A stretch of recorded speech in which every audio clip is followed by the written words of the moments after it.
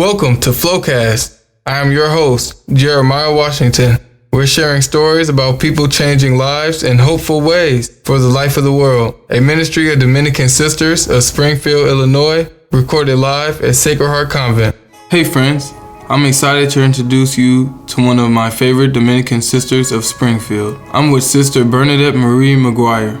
5 years ago, I started working for the sisters. I was a teenager. I had no idea what to expect. I'm not Catholic. I'd never met a sister before. I started washing dishes in the kitchen and serving food to about 100 sisters at a place called Sacred Heart Convent. I set a goal to learn all of the sisters' names and to get to know something about each one. It wasn't a matter of learning just the names of the 100 sisters who lived at the convent. There were about another 100 of them who lived, as the sisters say, on mission. These sisters pop in and out of the convent. They call it the mother house all the time. There were always more names to learn. I'd seen Sister Bernadette Marie around. She came home for community meetings and retreat, but didn't really get to know her until she moved home about a year after I started working with the sisters. Anybody who knows Sister Bernie knows she has a good sense of humor. Because of this, she was a favorite of the students at the sisters' high schools where she was the librarian. The pinnacle of her stand-up career was at her last library gig at Rosary High School in Aurora, Illinois, the place from which she retired, in air quotes, retired to Sacred Heart Convent. So here we go. Enjoy my conversation with Sister Bernadette Marie McGuire. Today is February 24th. How's your day going today, Sister Bernie? Very well, except this is usually my nap time. Oh, really? You take a nap every day, or? Oh, yeah. When I come home from work in the library, I usually try to read a book and fall asleep. One thing we know about you, everyone who knows you, at least, and probably some people who's never met you, know that you're a jokester. Yes, I don't do practical jokes. I tell jokes. I don't like practical jokes. How come you don't like practical jokes? I think they're kind of mean.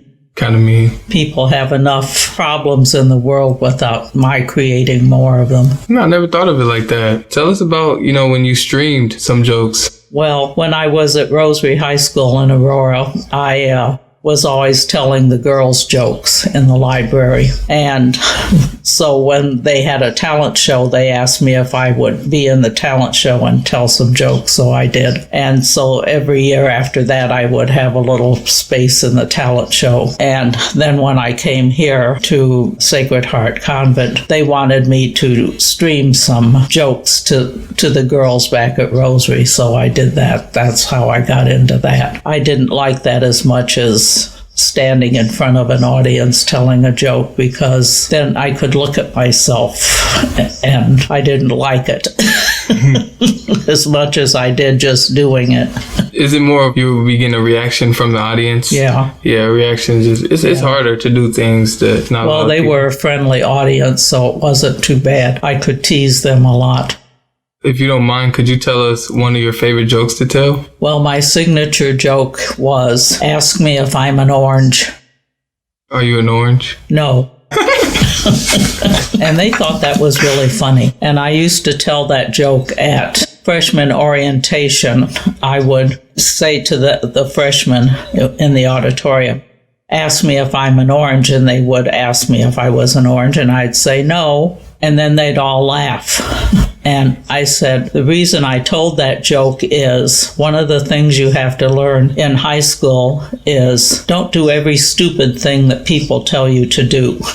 Yeah, I had a meaningful joke. Mm-hmm. Yeah. Have you ever learned anything from your students over the years of teaching? Oh, no. I mean, not, a big classroom thing, but just that teenagers are really kind of interesting and nice, and not like, well, of course I'm not their parents, so they weren't mean. Yeah. And so I enjoyed the kids a lot. Yeah. High school. I taught mostly high school. I taught first grade for 10 years. When I was in high school, they had an exercise in their theology book to ask survey questions to older people. one of the questions was always, what's the worst thing you ever did for money? And I always said first grade. Teach first grade. Teach first grade. It was a hard job. Back when I taught first grade, it wasn't like now where all the kids were in preschool and watching Sesame Street. We had to teach them how to count to 10, what the colors were. I mean, we were starting from scratch. And you would have a classroom that had some students that had kindergarten and knew something, and other ones who hadn't and didn't know a thing. And so you had to start way down at the basics. And we had like 50 children in a classroom. Oh, wow. Yeah. That's a big class. Mm-hmm. So it was a lot harder than it is now, I think. But now they have to contend with all the technology and everything. Yeah. I'm glad I'm not doing that. How did it get better, with teaching high school? What was like the pros of that? Well, first of all, you don't have to teach them how to count to 10 or their ABCs. And as most of my high school, I did teach some classes, but most of my high school I was in the library. And the Rosary students especially would say, oh, you're our favorite teacher. And I would say, yes, I don't give grades. Mm-hmm. That's a big plus. Yeah. You don't have, and a librarian doesn't have to check papers very often anyway. And so I could be a lot more relaxed with the students, and you didn't have to control a big classroom full of students all the time. You just had the people in the library. I could react more one-on-one with girls. Yeah. Rosary was an all-girls school, but I also taught at Marian Catholic and Route High School and Sacred Heart, and they were co-ed. Teaching there where there's mostly just girls, and then you teach boys and girls, what's the difference? I know they say girls are more advanced than guys are. I wouldn't go that far. Let's say girls, I found the Rosary girls to be, I'm not sure they were all nice girls. You never know what kids are like when they're not in school, but they knew how to act nice. And girls are more likely to be polite, I just really enjoyed them. I enjoyed all my students in teaching, even the boys that I taught. I taught at Rosary for 23 years. Wow, that's older than I am. I'm not even 23 years of age. Since before you were born. Yeah, for sure.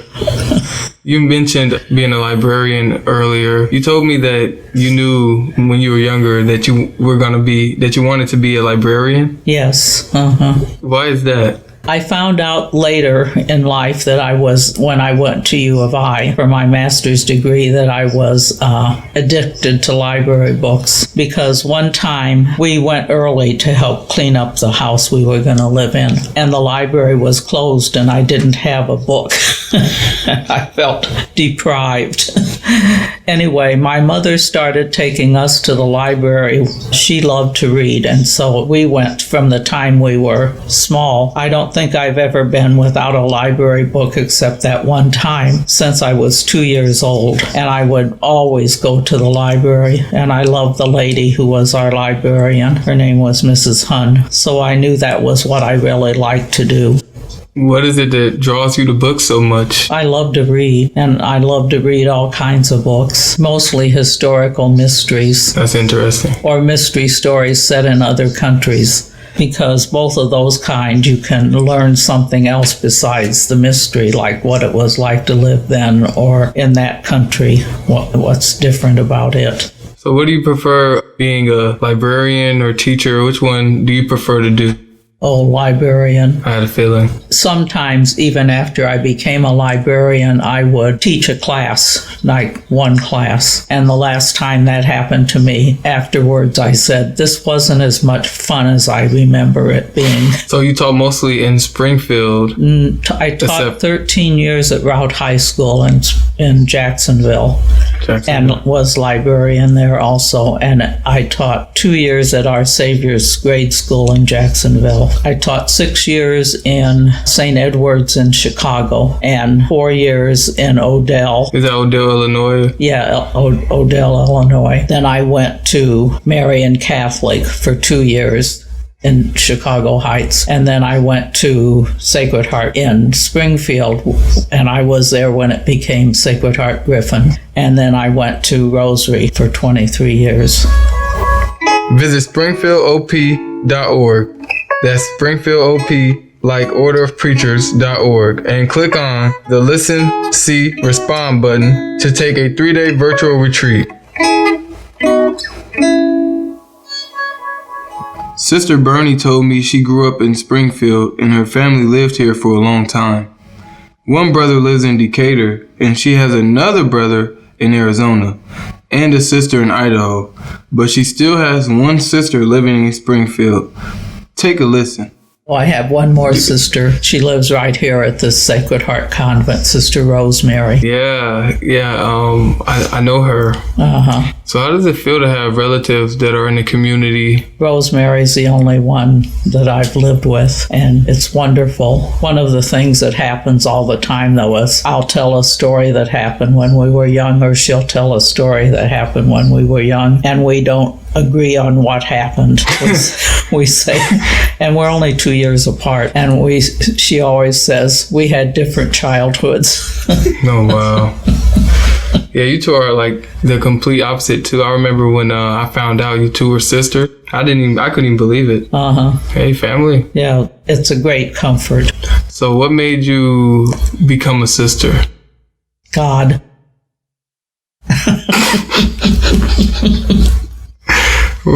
What is it that God... Well, I was a senior in high school. I was sitting in the study hall, and they announced over the PA that Father so-and-so, who was the vocation director for the diocese, was in the office if anyone wanted to talk to him. And I said to myself, darn it, I think I'm supposed to be a nun. And so I went down and talked to him, about what I should do. And Rosemary, who was 2 years younger than me, she was a sophomore, she said when she heard the announcement, she thought, what kind of fool is going to get up and go down there now? Oh, wow. Complete opposites, I'm telling you. I don't think I had really seriously considered what I was going to do before that, but all of a sudden I knew what I was going to do. It's called inspiration. Inspiration.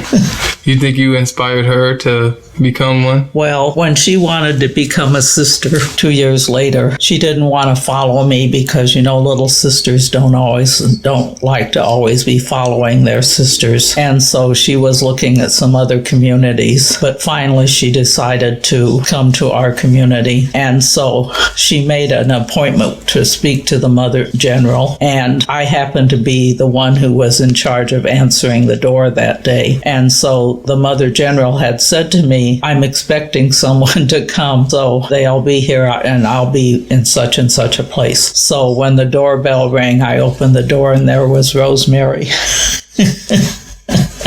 What'd you say? It was a big surprise. So I took her back to the Mother General, and so it took her a while to figure it out. How long have you been a sister? 63 years. 63 years? Since I entered. That's a big dedication. Yeah, I think I'll stay. Yeah. I want you to tell a joke that you told me about the fish. It's so funny. That's my favorite joke I've ever heard you say. And I've been saying it ever since you told me that joke. Okay.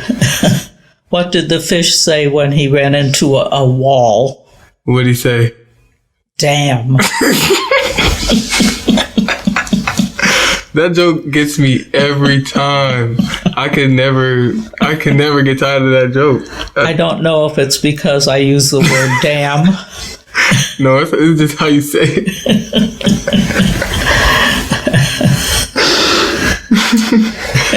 Oh, wow. That's great. I heard you were into art. I brought something for you. Oh, you did? Yes. Oh. Did you make this? No, not at all. It was given to me. And, nice. I think you can use it better. These look like real sprinkles that you could actually eat. No, I don't. But I don't think I'll try it because they probably have glue all over them. Yeah. It's a beautiful ice cream cone with a purple cone and a whipped cream top with sprinkles all over it. Yeah. Yeah. I see how decorated the library is all the time. Okay. So when it was given to me and we had the podcast today, I said, this would be perfect for Sister Bernie. Perfect. Well, most of my art, if it got to the Antiques Roadshow, would be called folk art. Folk art? Yeah. My mother was always doing crafty things like crocheting and making rag rugs and making doilies and all things like that.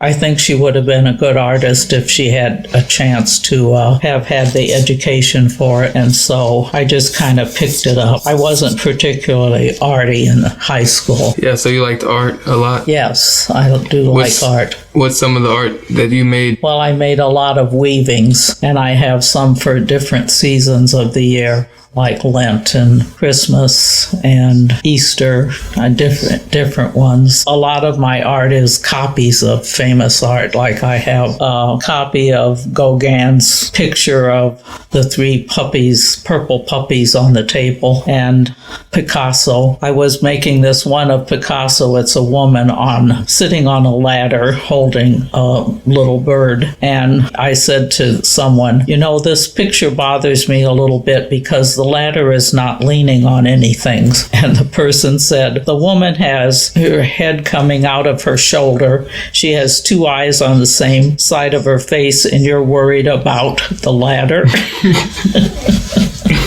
I like Picasso. I like Rembrandt. Those are probably my 2 favorite artists.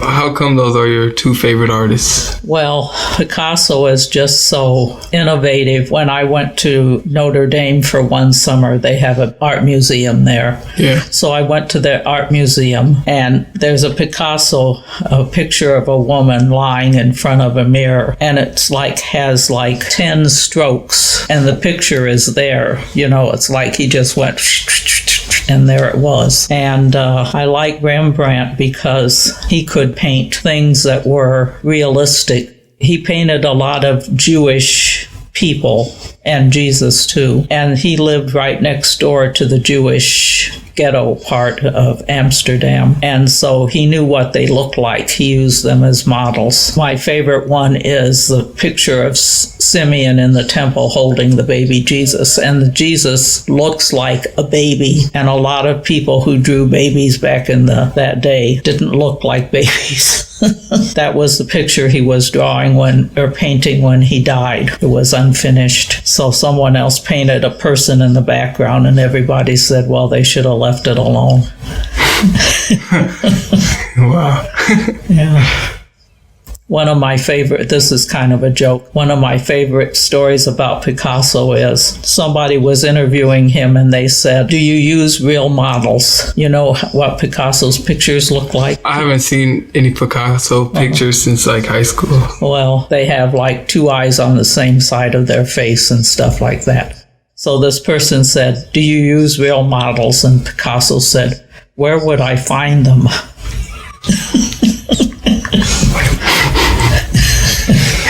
You never seem to miss with the jokes. Have you ever told a joke to someone, or even, in front of a crowd, and you got a bad response? No, I don't think so. I had a feeling. Except that one chicken joke I told you last week. Some people don't like that one too much. Did you tell me? Why did the chicken cross the road? How come? To get to the fool's house. F-O-O-L-S. Yeah, I didn't like that joke. I didn't get it. The fool's house. Knock, knock. Who's there? The chicken. Oh, I'm the fool. Yeah, I guess the fools don't like the joke. That's not their favorite one, but I like it. Wow, the fact that I didn't even... You did tell me that, and I don't get it till now. You just erased it from your mind. Yeah. You're a real jokester. Wow. You have any stories about just being in Springfield? Family stories or anything? We were just a pretty ordinary family. Sister Rosemary is 2 years younger than I am. And then our next sister is 8 years younger than me. And then the next one is a boy, Danny, and he's 4 years younger than that. And Johnny was 4 years younger than that. So I'm 17 years older than my youngest brother. He was only a year old when I left home. Wow. Yeah. That's a wide stretch apart. Yeah, it is. Yeah. So I think he was about 8 years older old when he finally figured out who I really was. But I think most of my nieces and nephews were about 8 years old when they made connections like that. They'd say to you, your brother wants to speak to you, meaning their father. You know? When you say like ordinary family, what do you mean? Mother, father, we didn't do all that much, you know. Back then, we didn't even have a car till I was a senior in high school. We rode the bus, and in high school, I hung out with my friends a lot, all girls. Sacred Heart at that time was an all-girls school. Oh, really? And then when Griffin High School decided to close down, we took in the boys and it became Sacred Heart Griffin. I was there at that time as a teacher. So you went from all the girls and then out of nowhere, here comes the, co-ed. It worked out. But at the time, the boys were not happy campers. How come? Well, because their school closed, and they had to come to Sacred Heart. They weren't, it took them a couple of years to get acclimated, how people would feel. As the history goes with your family, you know any of it? Well, my mother's from Kansas, and she came out to Springfield during the Depression. Her father, my grandfather, was a coal miner, and so he came back. It closed down, I guess, in Kansas, and so he came to Springfield. There were a lot of coal mines here at the time, and I remember when we were growing up, my mother would always be listening to the radio, which mines were open, so she'd know which one, if he was working that day and what was going on, if there were accidents or anything. My father's family has been here since the time of Abraham Lincoln. I guess it would be my great-great-great-grandfather, maybe, who was working on the state capitol. Oh, I guess it was the new one. I'm not sure which one it was. Construction, when Abraham Lincoln was here giving a speech, and they said he fell off and was killed. He was up on a scaffold or something. That's one of those family stories you don't know how true it is. And then I had an Uncle Johnny, who would be my great uncle, and he worked for the Journal Register. He was a typesetter, and at that time Vachel Lindsay was a poet. Did you ever hear of him? No. He has a house downtown you could go see if we ever get out of coronavirus. But anyway, he said they used to always just cuss up and down whenever he would send in one of his poems because they had such outlandish words in them. Oh. They would have to typeset it. Yeah. So I think he went to grade school with, like in third grade. I think he was in third grade with Vachel Lindsay. And so our families, the McGuire family, has been here since the potato famine, I think. The story is that the ancestor from Ireland stowed away on a ship with his little sister Rose and came to America through New Orleans. That was during the potato famine, which was in the 1850s. And then gradually he came up the river to Springfield. So McGuires have been here a long time. That's interesting history there. Yeah. Rosemary and I took a trip to Ireland in 2004. My mother paid for it. She said, Daddy, my father, who was dead by that time, always wanted to go to Ireland, and he never got there, and so she sent the two of us. Rosemary is the one who does all the ancestry stuff, and so she's saying, so-and-so lived here. I think our family was from Limerick. Well, that's interesting that your ancestors had to stow away on the ship. How would you compare that to today's immigration?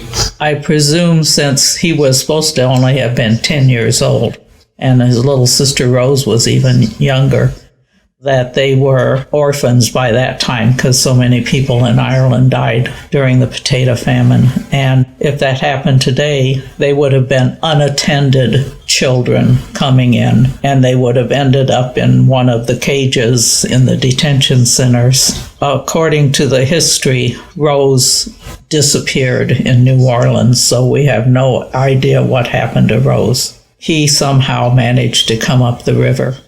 course, 10-year-old children at that time were considered, almost adults, I think, and could get all kinds of work in farms and whatever. And the immigration laws weren't all that strict. I don't think New Orleans was as strict as Ellis Island. I don't even know if they had Ellis Island then. No, I didn't think so.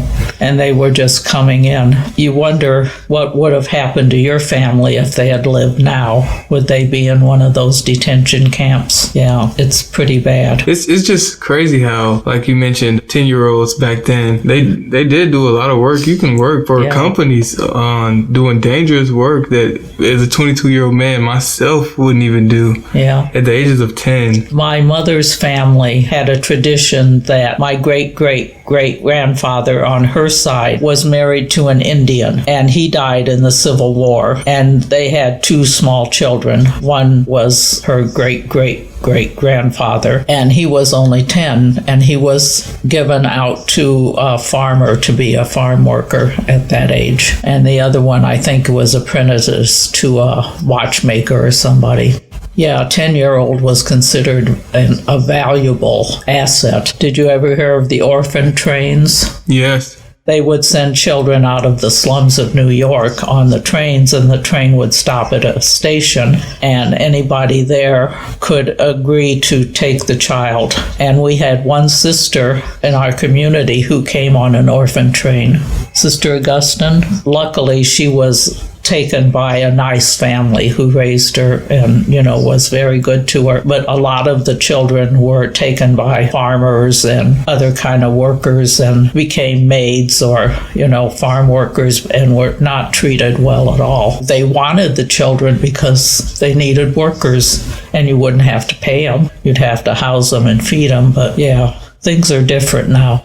I couldn't imagine. I just couldn't imagine it. Yeah. Growing up, I have a 10-year-old brother, and he couldn't do none of that stuff. Well, he would. He would have had to, though. He would have had to. To survive. That was the only method, You said potato famine. I didn't know anything about that. Oh, there was some kind of a blight on the potatoes, and that was one of the very main crops of Ireland, and people ate a lot of potatoes. And when the blight got into all the potatoes and the people had nothing to eat, they were just desperate. And so that was when a lot of the Irish came to the United States just to get out and get somewhere where they could live. They just were desperate. Ireland has very few assets. I mean, like, they don't have big mining. The ground isn't really fit for big farms like we have here. Potatoes will grow about anywhere, I guess. But anyway, it's rocky. And when we went to Ireland, our bus driver told us that, I think it was in the 70s, government officials got together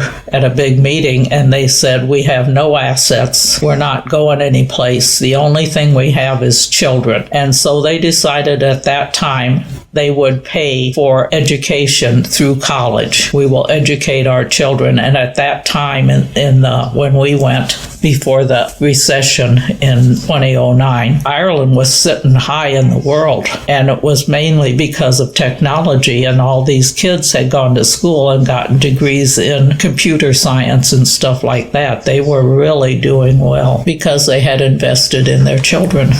I never knew that. Yeah. You think that's something the world should try to do more today? Oh, sure. Invest in the children. They're the future. Ireland also has, when you get to be retirement age, I don't know if they consider it 65, senior citizens don't have to pay for transportation or I don't think utilities, but the taxes are very high. If you want to have stuff like that, you have to pay taxes. And we don't like to pay taxes. But we like to have lots of perks. That's true. That's true. Well, I told you my mother's story was that we were partly Indian, Cherokee Indian. Well, my sister-in-law gave us an ancestry kit for Christmas a couple of years ago. None of us in our family that have had it, which is my brother and his 3 daughters and grandchildren and Rosemary and me, have a drop of Indian blood in us at all. So she wasn't for sure when she told you that. Well, she was for sure, but somehow we didn't inherit any of it. I got to do one of those one day just to know, because I'm not sure. Well, Rosemary and my brother, Danny, each have less than 1% toga. What's that? And one of my nieces, which is an African tribe, so I don't know how that happened. Toga. Anything's possible. You know. Anything. Last night on Finding Your Roots, which is on PBS on Tuesday, they had Roseanne Cash, you know, Johnny Cash, his daughter, and she found out that she has a lot of African American blood. She knew she had some, but not as much as she had. Yeah. And they traced back her whole story into slavery. I was just about to bring that up. That's probably, where that came from. She was really surprised. That's a very interesting show. Rosemary is so into ancestry. I just got my, profile back. I'm 63% Irish, and the rest of me is Northern Scotland. Well, Scotland, Northern, Northwestern Europe. So it's all Celtish. But she's kept up with it and has a family tree and all this stuff. Yeah, she's worked on it. She's worked on it, yeah. Yeah. So, tell the story about how did you cure the hiccups for the students that had them that day? After about 5 hiccups, I call them up to the desk and say, this is a library. We have to be real quiet in here. We can't have all that noise. So, I'll just have to give you a detention. And I'd pull out the detention pad and start writing the kid's name. And she'd say, but that's not fair. I can't help myself. And then she would go on and on about how I was being unfair. And by the time she finished, the hiccups were gone. I'm always surprised when I hear my own voice on a tape or anything. Doesn't sound at all like I think I sound. And my one sister, Pat, in Idaho, I sound just like her. It's very interesting. She's the one who's 8 years younger than I am, and she even writes like I do. One time, Beth Murphy said to me, "Why did you send yourself this package?" I said, "I didn't." She said, "The handwriting is yours." It was for my sister, Pat. Do you think your comedy is a ministry? Yes, I like to make people laugh, and that makes them happy. And so, that's one of my big ministries. My other big ministry is in the library. We belong to the library system, and we probably have the best theological religious collection in the whole system. And so I'd say about a third of the books that I send out to other libraries are, religious books. And so I consider that part of our preaching ministry. That's great. I didn't even know. I appreciate having you on the podcast. You joined. I told you about it, and you was really excited, and I'm glad we did it because this went well. Yeah, this went really well. Thank you. After we said goodbye, Sister Bernie ran upstairs to chapel for evening prayer. She didn't get her nap that afternoon, but she gave me, and I hope you too, something important. A look at just how simple joys in life are a way of communicating God's love. Till next time, stay blessed.